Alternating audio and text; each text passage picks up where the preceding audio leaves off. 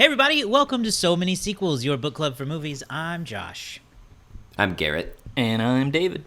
And welcome back to school. Mm-hmm. If you're feeling schooly, if you need to get school. Hear the bell. Brand new shoes, books and pens. See, we can't use that's a different theme song for a different show. We can't use that one. But I do like. Is that the White Stripes or Jack White? How do you separate that? Jack White, but I could be wrong. You know, yeah, it's a good song. We're talking about back to school this month. We're gonna kick things off this week with Back to School or back. Fucking stupid. We're gonna kick this off with School of Rock. Yeah, Not stupid. That's where we're going back to the School of Rock with Jack Black. His we'll talk more later, but that's like his first.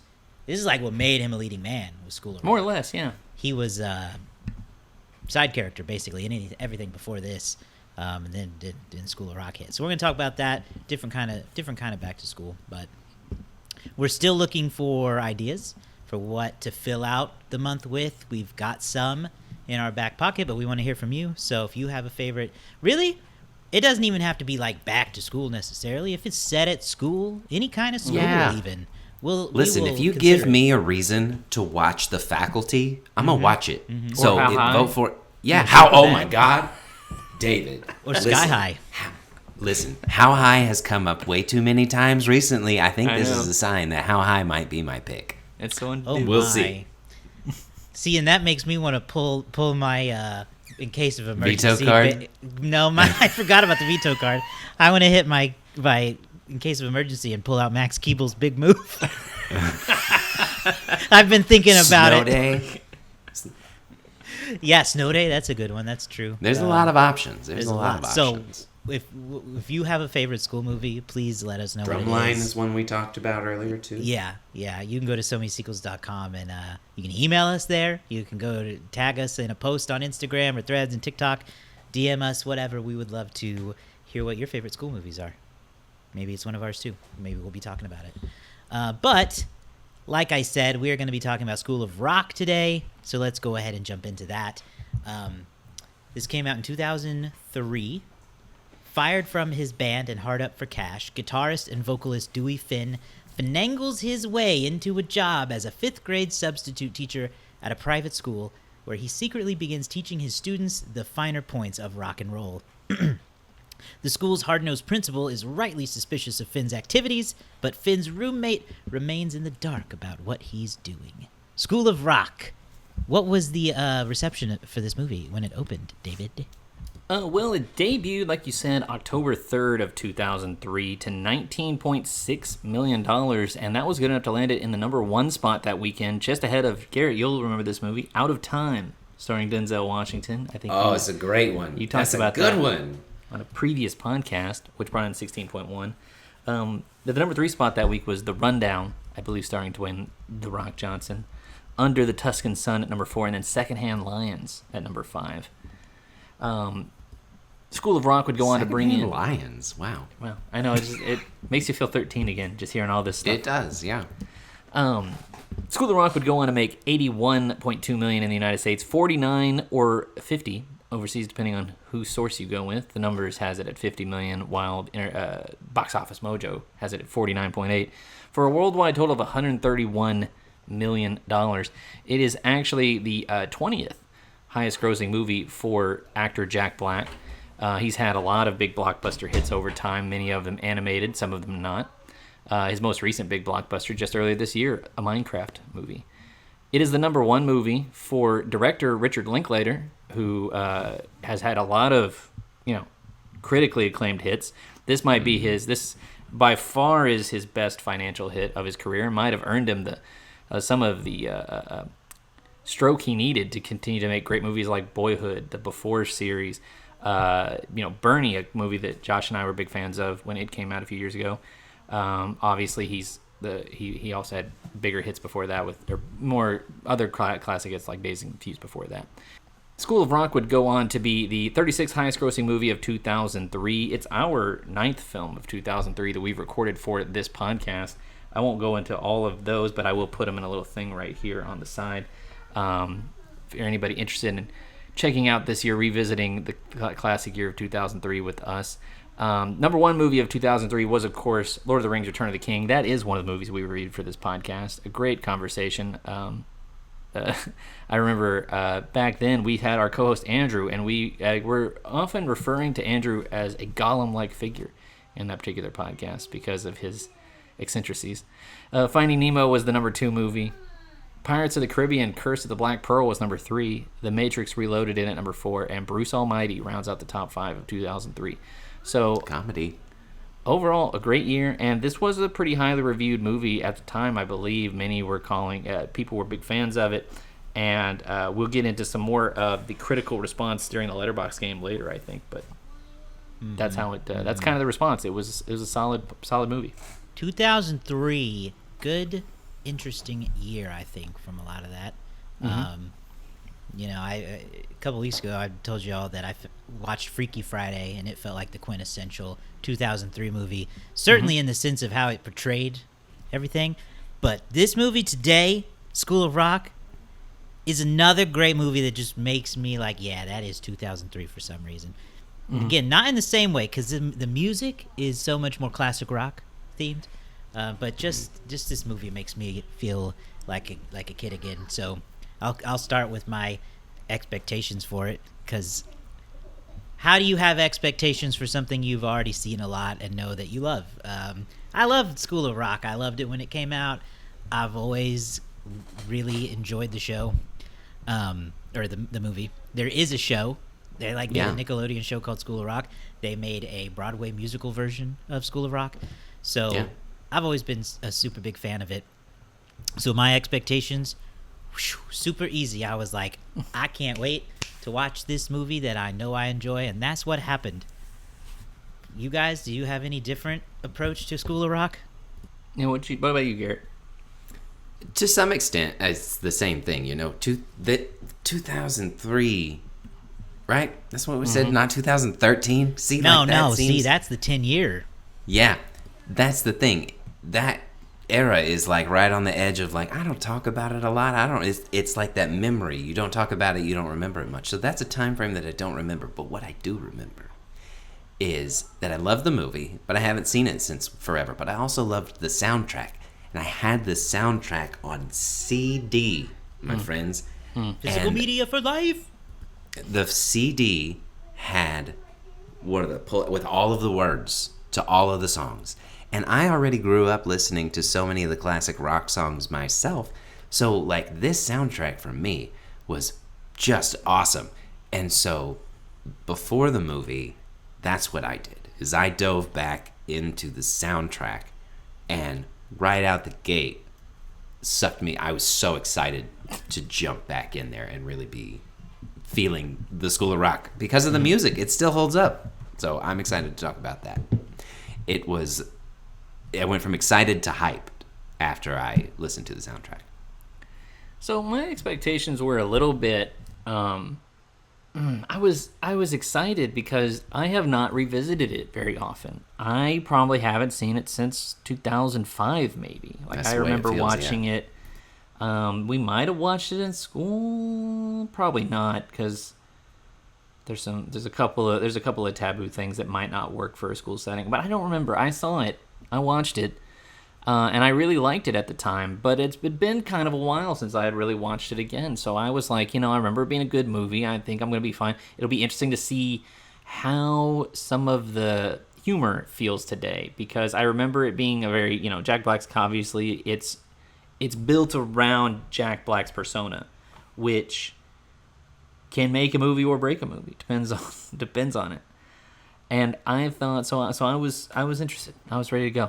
Okay. Well, I didn't realize that I was solo in being a big fan of the movie and in terms of having rewatched it. I just checked my Letterboxd. I rewatched it in April 2020.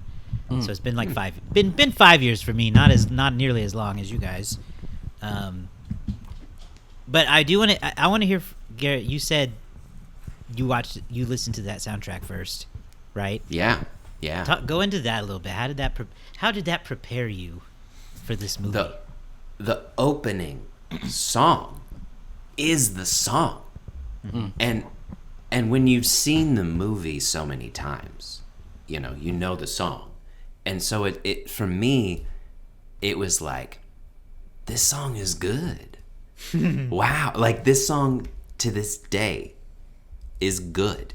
It holds up. It's fun. That opening riff, it hits right here because I saw it so many times and I listened to it so many times. And so for me, I was like, if that song still holds up, I already know that the movie is good, that Jack Black is good, that the kids are playing and that they're incredibly good.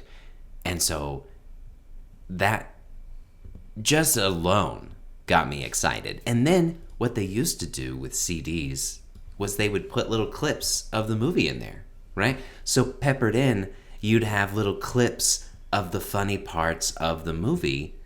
And like, I remember those parts, you're going through the whole thing. And then you'd get in there and it's Led Zeppelin next, and then it's The Doors. And like, this is stuff that my dad listened to in the car. So my dad was a huge classic rock fan. And so all of these songs were songs that I would listen to in the car at this age, have the CDs of the greatest hits of Led Zeppelin, the greatest hits of all of these people. So that musical connection is what got me connected to the movie. Because, we talk about movies all the time, but when a movie is built also around music, if the music's not good, and it's good. So It is good. It was a good way to jump in. I think this is what makes it a timeless movie, if I may say so. It's 20 plus years old now, so I think it's had enough time. Is the fact that it's not rooted in 2003 culture. It's rooted in already established rock culture, which is awesome. Because his school of rock is like, what was it? His first class is like history of rock, and he's handing out CDs and telling them, you Blondie for Blondie, you get Neil Rush, listen to the Neil Peart drum solo.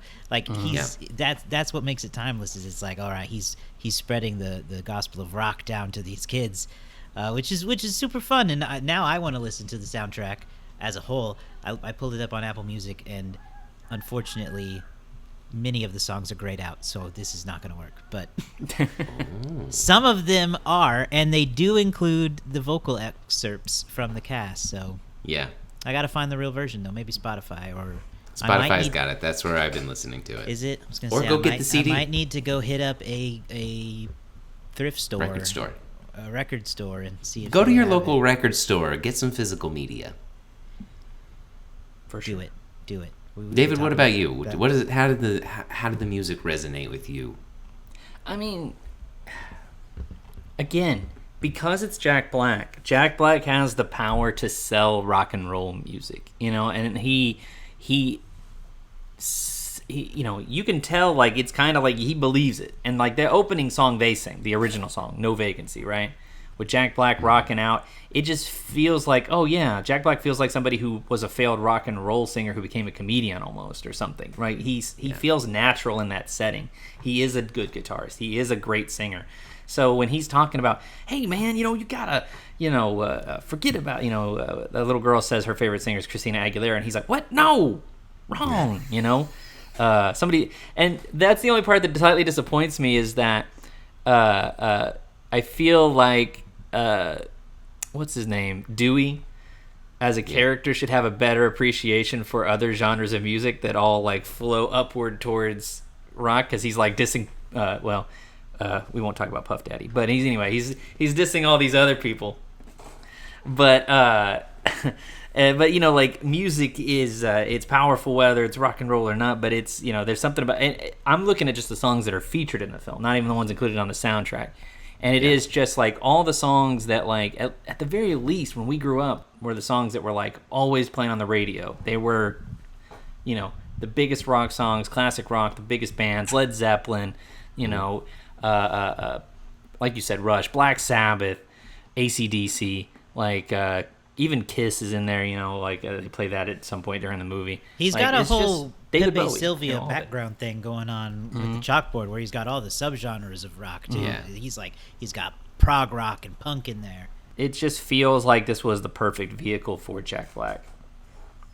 Definitely, and I agree with that. I was watching, and my argument was, I feel like this may not necessarily be peak Jack Black, but at the same time, it's also peak Jack Black. I mean, he has done so many things that not necessarily surpass this, but have made more money, that are more recent, that are also equally as he's a part of so many huge things.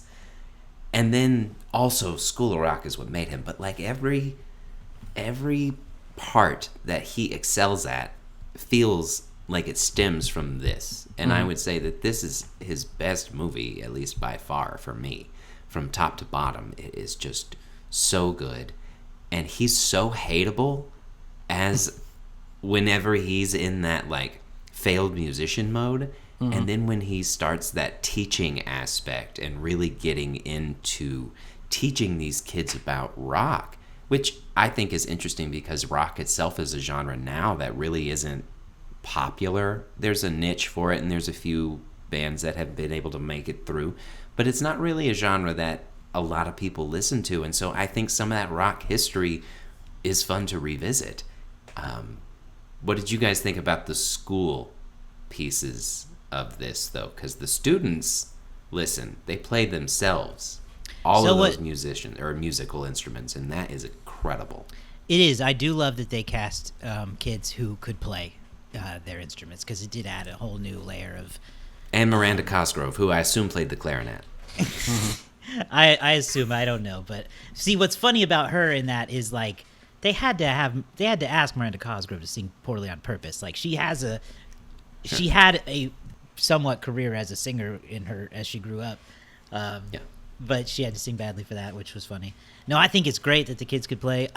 What I love about the school aspect, and they had to do this to really sell the School of Rock thing, was it's like the most prestigious elementary school in this part of the state, or whatever she says. It is a private school. They wear uniforms. It's not like it's not the school in Freaky Friday. You know, it's not like normal teenagers, or I don't know if they say what grade it is, but they're clearly like at least in the 5th grade or something. They're somewhat 10. older. Okay, so probably 4th or 5th. That seems right. But they're all like kind of prim and proper, at least at first, and Jack's character, Dewey, but he goes by Ned and Mr. Schneebly the whole movie, basically.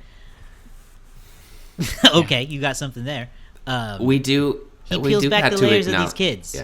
Yeah. What are we acknowledging? He does do great things, but like you also got to recognize that this man did absolutely steal an identity and kidnap these kids often throughout these movies. And this school, while maybe prestigious, damn. No security measures whatsoever. No, they don't even have a private in a school. post 9/11 world, mind you. They don't. They would have a gate, right? If it's a private school, gate. Somebody out there checking IDs. Ain't no like what he had to go through payroll. Just too easy. He did. He went through payroll. And one aspect that I had... Nobody asked any questions. I had kind of, I guess, forgotten this aspect of it, is that in my head, he was always, like, the substitute music teacher. But he's just, like, a substitute teacher for, like, class in general. There's a whole music class that they go to on Tuesdays or whenever it was. But see, that's where he sees that they can do it. And that we get to see, like, oh, these are, like, prodigies, these kids. They're good at everything they do. It's crazy. But yeah, the whole way he's able to get in there is you do just kind of have to like look past that, because no checking the ID. Ned, his roommate and best friend, doesn't even notice this is happening. No, until he he's assumed his identity. Yeah, he makes it like what, 3 weeks into this 6-week long thing. I think they say 3 weeks is what they say. And then a question I had was, okay, the standards of this elementary school are high for everything but security, I guess. Right. So, like, do these kids need to be held back a year? It's fine. They missed at least 3 weeks of, like, real education. Yeah. Well, and listen, we live in a time where you expect me to believe that these parents didn't raise concerns before parent night? If they're paying as... They were weirdly out of touch with their kids. Yeah, they didn't. The kids didn't say anything, which good for the kids. They knew when to keep their. They did kind of let some things slip here and there, but the parent who But was the parents yelling were at his dumb, kid, yeah. he didn't go yell at the school. He just yelled at his kid. Oh, yeah, I mean, I Alex's believe that dad. they would do that, but like, if they're paying that much money, they want things done a certain way. They would let the school know. And they're perhaps, or if I'm a devil's advocate on the shoulder, perhaps they have so much money that they don't care. Because there is That's a a big line part of it. where it can That's a be big part like, of it. oh, I pay to have you sent off and for them to teach you, and you come back and talk about rock music. Bleh! It's like they're not Yeah. even they don't even care. They didn't even care to ask. Like the dad doesn't even care to ask Alex, or is it Alex or Zach? I don't. I'm maybe Either way. Zach. Why are you playing rock music? Not that he may not tell the whole truth because of the secret, but hey, he doesn't even care. He just tries to ban rock music from the house.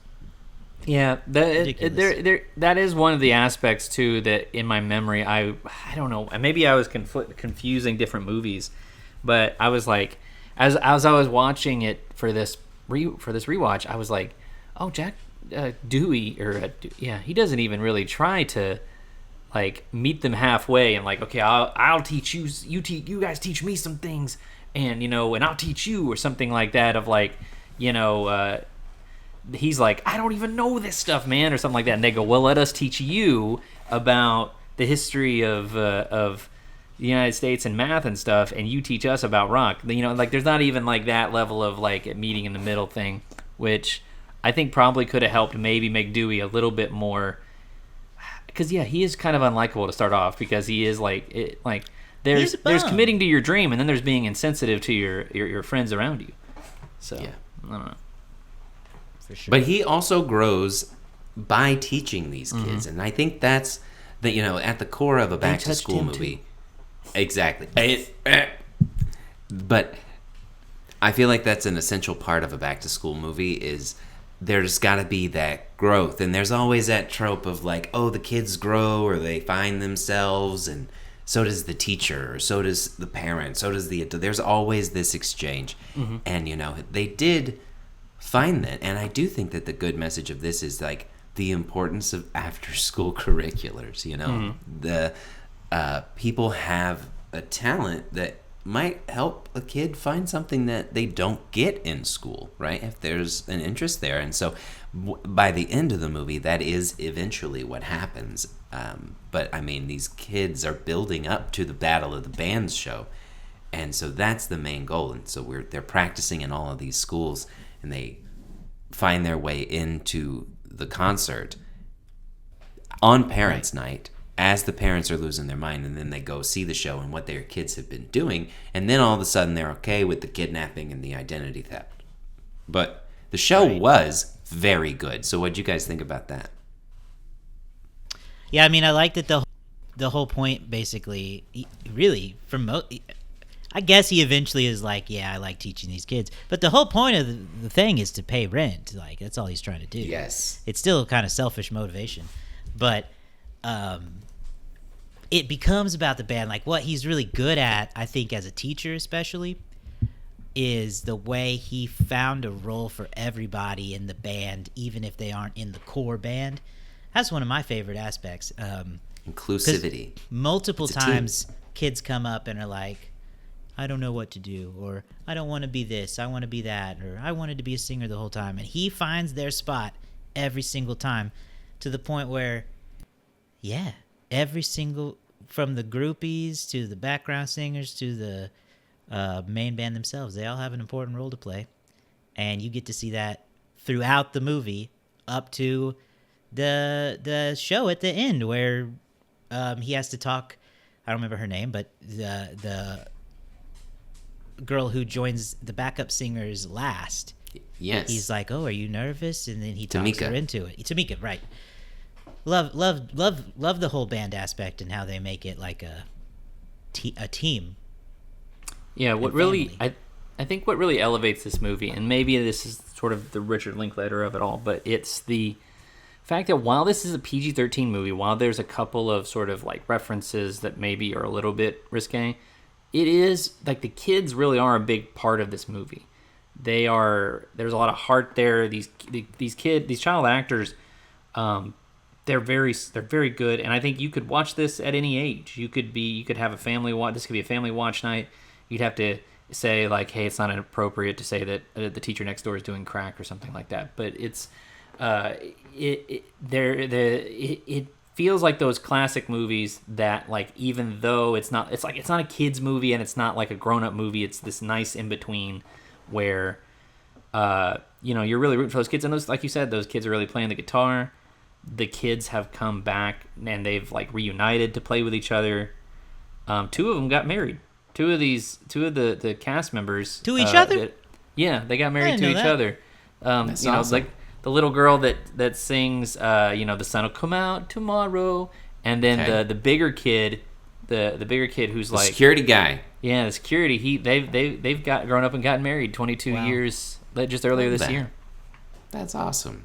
Wow. So yeah, I mean you can feel that like this cast was having fun together, and you can feel that like just based on how Jack Black has talked about it in a sense, this was a really meaningful movie beyond just what it did financially or from a career or review standpoint. Like, this was a movie that really brought like a cast together.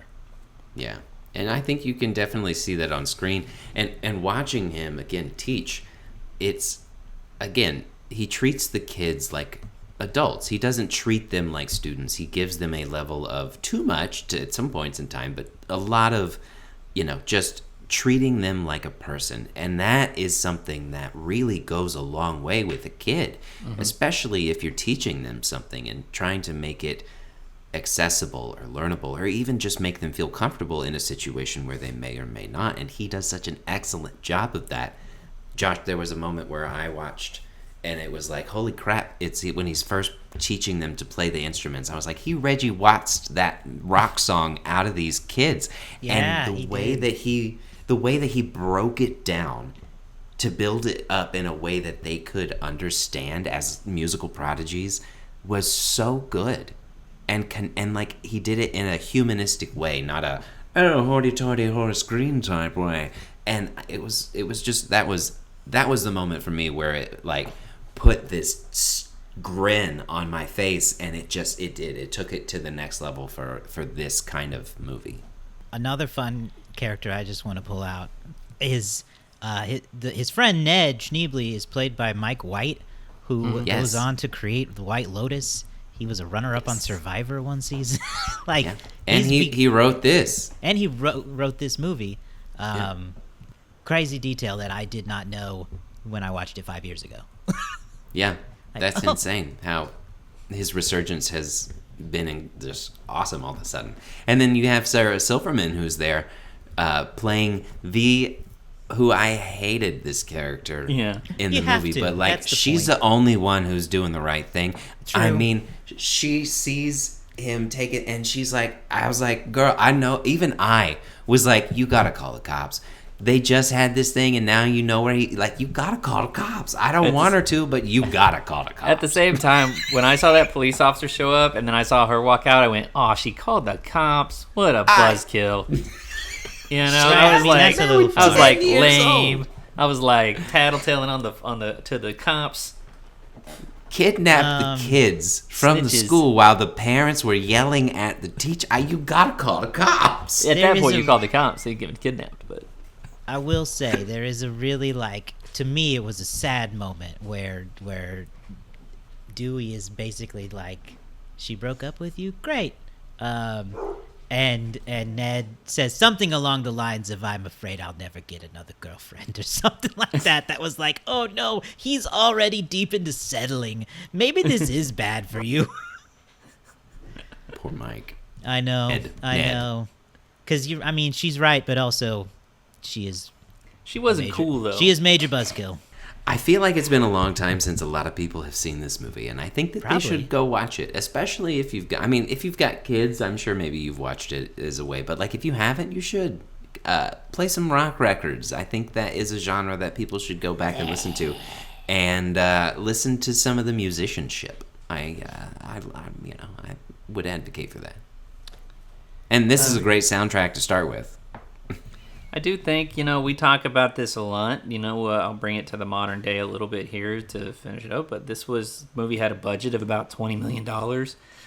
It's PG-13 rating that's kind of a broad family movie, live action. It's just the kind of movie we really don't get that often anymore. It's a comedy, but it's not like it isn't like wholesome. a slapstick comedy or anything, over wholesome. the top. It's got elements of drama and yeah, it is wholesome. And so I hope we will find our way back to more of this type of thing, because what's excelled over the last several years has been like superhero movies and horror movies, and like between those two, there's this gulf of adult dramas. America. And adult dramas are great, but like we need some stuff like this every now and then, and give a comedian the chance to really shine, because I feel like this movie put Jack Black on a real, obviously on the trajectory he was. He had done Shallow Hal and a couple of little things in terms of like starring roles before this, but this really put him on the map, I feel like. Shallow Hal does not hold up. Yeah, I can't imagine. I can't imagine it does. I don't even want to think about ever needing to rewatch Shallow Hal. No. Yeah, good for Jack Black. We're glad to have you around still as a leading man in Hollywood. Like you said, he's got the biggest movie of the year currently right now in Minecraft. I He's kind still of feel huge. like Jack Black's career mirrors in a lot of ways like Jim Carrey's, where he was like really big. He had his big blow up, and he was in everything for a while. And now they just kind of put him in things where like you, just be Jack Black. That's what we want. It's like Jim Carrey with the Sonic movies. And he gets just to do pick and choose, just do your thing. Yeah. Yeah. All right. Well, that will do it for School of Rock. Let's do our final review and rating, and then we'll take a stab at the Letterboxd game. I continue to really like this movie. No, love this movie. It's very good. I know I didn't do a lot of nitpicking in this, and I don't know why I feel the need to justify that, but basically I'm going to give it 4 stars, but I can't really tell you why it's not 5, so don't ask. But I think it's really good. I think that this movie really holds up well, and I was really glad. Not that I was surprised. I think that it's just one of those where, maybe it doesn't hold up and be as good as my memory of it. And it certainly did. The soundtrack, still awesome. It is Freddie Jones, because this is drummer, banger after banger on the soundtrack. And, my real critique is just that it is, when I think of it, it's not like a 5-star movie, but it is excellent. And on my list, that is 4.5. So that's where I'm going to land with this one. It's 4.5 star. I'm going to land in the same place as Josh. I'm going to give it 4 stars. I think it's a really solid, easily rewatchable movie. It just doesn't have, I guess, for whatever reason, it doesn't have like some of those things that just are just like speak to me specifically. They really like launch out to me. Great movie though. It's right up there with a bunch of classics from 2003. Let's think about what Letterboxd is going to rate this movie. I've got some of the most popular reviews pulled up here. We've got this 4.5 star review from Sophie, who says, "If you don't like this movie, you are a fat loser and have body odor." Great reference there. 4 stars. Jack Black invites copious amounts of children into his van. Accurate. Yes, That I is thought what that happens.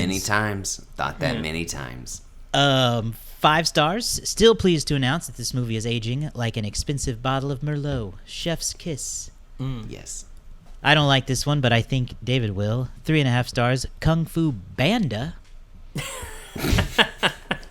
Yeah, that's good. That's good.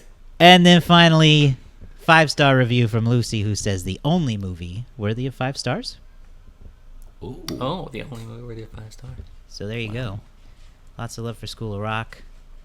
Well, Josh, you who's up are to bat, first me? up. You are currently in last place. You have 8. Garrett has 9. I have 12. So this is all Dang, within 12. reach of each other. Well, then I'm gonna go. I'm gonna keep my rating as my guess and pick 4.0. 4.0. Garrett? I don't think it's going to hit the 4-point range, but it's going to be high. I'm going to go 3.8. 3.8. Okay. Well, my guess was going to be 3.7, and I'm going to stick with that. 3.7 for me. Okay, we got 3.7 from David, 3.8 from Garrett, and 4.0 from me. This week we have a direct hit. That is 2 points for someone, right? Oh, God. As long as it's not David. And the person who gets the 2-point direct hit this week is Garrett. This is a 3.8.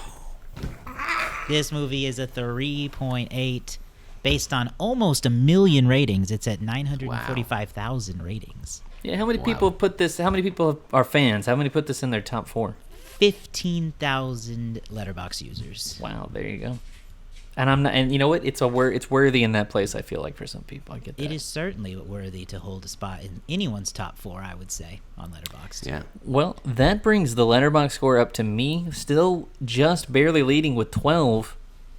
Garrett right behind with 11, and then Josh at 8. Dang it! But Josh could be right there with a direct hit, or, if we start tying for the rest of the way out, we split some of these points. Remember when I had 1 for like the first 4 months of the year? Yeah, Garrett ripped it out of the gate with Paddington, and then did not get a single hit for months. Been there until we did Armageddon. Armageddon out of here. Hell yeah! All right. Well, that'll do it for our School of Rock episode here. Be sure you subscribe at YouTube. Just search for So Many Sequels, or Spotify, or wherever you get podcasts. You can find links to those places at somanysequels.com.